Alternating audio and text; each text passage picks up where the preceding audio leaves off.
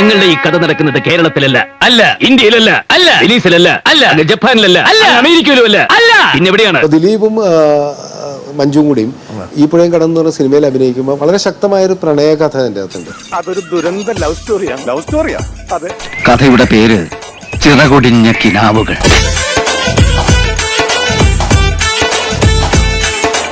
ദിലീപിനോട് ചോദിച്ചിട്ടുണ്ട്, നിനക്ക് എന്തുകൊണ്ട് സല്ലാപം സമയത്ത് മഞ്ജുവിനോട് പ്രേമം തോന്നായിരുന്നത്? അന്ന് എനിക്ക് അങ്ങനെ തോന്നിയില്ല സാർ, പക്ഷെ ഇപ്പൊ അറിയാതെ തോന്നി എന്ന് പറഞ്ഞു. ഒരു കാര്യം മറ്റടുത്ത ചോദ്യം ചോദിക്കില്ല, അങ്ങ് ഇഷ്ടപ്പെട്ടു അത്രേ ഉള്ളൂ, അത്ര മതി, അത് മതി. അപ്പൊ ദിലീപ് ഇല്ലാത്ത സീനിലും അസിസ്റ്റന്റ് ഡയറക്ടറായിട്ട് ദിലീപ് ഉണ്ടായിരുന്നല്ലോ. അതായിരിക്കാം ഒരു പക്ഷേ ഈ പറഞ്ഞ ഒരു പ്രണയം മുട്ടിടാനുള്ള ഒരു കാരണം. കാരണം സൂക്ഷ്മമായിട്ട് മഞ്ജുവിനെ ഇങ്ങനെ വാച്ച് ചെയ്തിട്ടുണ്ടായിരിക്കാം ദിലീപ്. നോക്കി ഒരു പെൺകുട്ടിയെ തന്നെ നോക്കുന്നത് കള്ളൻ. നെക്സ്റ്റ് ഡേ ദിലീപ് ലൊക്കേഷനിൽ. അപ്പൊ ഞാൻ ചോദിച്ചു, നിനക്ക് പോണ്ടേ? ഞാൻ പോവില്ല, ഞാൻ പോയാലെങ്ങനെ എനിക്ക് ചില കാര്യങ്ങളെ കൂടെ ചെയ്തു തീർക്കാനുണ്ട്. അങ്ങനെ പറയും പോവാതിരിക്കുന്നതിന് മറ്റൊരു കാരണമുണ്ട്. അത് മഞ്ജു ഇല്ലാത്തൊരു സീനാണ് ഷൂട്ട് ചെയ്തിരുന്നെങ്കിൽ ഇപ്പൊ ദിലീപ് കൂടി ഉണ്ടാവില്ല, മദ്രാസിൽ പോയിട്ടുണ്ടാവുന്നത്. എനിക്കിഷ്ടമാണ്, ഒരുപാട് ഒരുപാട് ഇഷ്ടമാണ്. അപ്പൊ അതിൽ നിന്ന് എനിക്ക് കത്തി, എടാ ഇത് വേറെയാണല്ലോ കുഴപ്പമൊന്നും. കാര്യങ്ങളെല്ലാം എനിക്ക് മനസ്സിലായി. പ്രണയത്തിലാണ്. ഞാനത് മഞ്ജുവിനോട് പറയും ചെയ്തു. കഴിഞ്ഞപ്പോ ഞാൻ പറഞ്ഞു, ദിലീപിനോട് ഞാൻ ചോദിക്കണില്ല, നിന്നോട് എനിക്ക് ചോദിക്കാം, എന്താണ് ചുറ്റിക്കളി എന്ന് ചോദിച്ചു. അപ്പൊ മഞ്ജു കുറെ നേരം ചിരിച്ചു.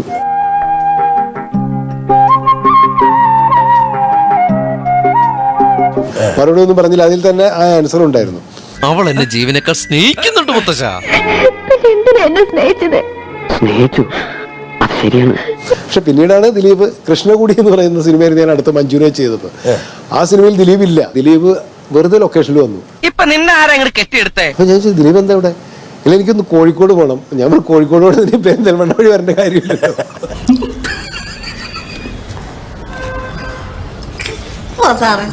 പക്ഷെ ദിലീപും മഞ്ജുവും തമ്മിൽ പ്രണയം ഉണ്ടെങ്കിലും മഞ്ജുവിന്റെ അച്ഛനും അമ്മയും ഭയങ്കരമായിട്ട് എതിർത്തുകൊണ്ടിരിക്കുന്ന ഒരു സമയം കൂടിയായിരുന്നു. ഇങ്ങനെ ഗതിയില്ലാത്തവനായിട്ട് എന്തിനാ മോനെ നീ കൂട്ടുകൂടുന്നത്? എന്നാലും അവനെ ഇഷ്ടപ്പെടാനുള്ള ഒരു കാരണമെങ്കിലും അറിയാനുള്ള ആഗ്രഹം കൊണ്ടാണ്.